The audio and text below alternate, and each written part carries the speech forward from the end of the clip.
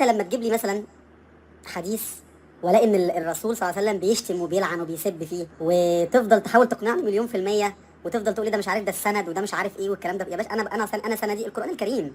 طيب يا أستاذ جابر، حضرتك مصري، يعني لغة المصريين ملهاش علاقة بالمعجم العربي. في كلمات عندنا إحنا بنقولها عادي، لكن لو قلتها لواحد سعودي هيعمل منك الجلاشة. فأنت بتفهم الحديث على عقلك المصري وليس لغة العرب اللي نزل بيها القرآن الكريم. فأنا هجيب لك الحديث اللي أنت عندك إشكالية فيه وهفهمه لك، قبلت ما قبلتش أنت حر. في صحيح مسلم باب من لعنه النبي صلى الله عليه وسلم أو سبه أو دعا عليه. طب إشكالية جابر إيه؟ إن الرسول إزاي يلعن وإزاي يسب؟ طب يعني إيه لعن؟ اللعن هو الطرد من رحمة الله، يعني هو النبي دعا عليك باللعن إنك أنت تكون مطرود من رحمة ربنا. طب يا بحبحاني والسب، بص يا جابر، في فرق ما بين السب والشتم. لو رحت للغة العرب اللي نزل بها القرآن الكريم هتلاقي إن السب هو إطالة الذم والإهانة في حضور الشخص. طب والشتم؟ الشتم هو الإساءة بالقول بألفاظ خارجة يا جابر. طب يعني إيه هو مثل السب اللي ممكن يكون قاله النبي صلى الله عليه وسلم؟ أو إيه هو السب المنقول عن العرب أصلا أيام زمان؟ في نفس الحديث اللي حضرتك بتنكره، النبي صلى الله عليه وسلم يقول: إنما أنا بشر أغضب كما يغضب البشر. ومن أنواع السب اللي وردت في أحاديث قول النبي صلى الله عليه وسلم لأحد الصحابة: لا كبرت سنك، دي بالنسبة لهم سب. وفي حديث تاني النبي صلى الله عليه وسلم قال: لا أشبع الله بطنك،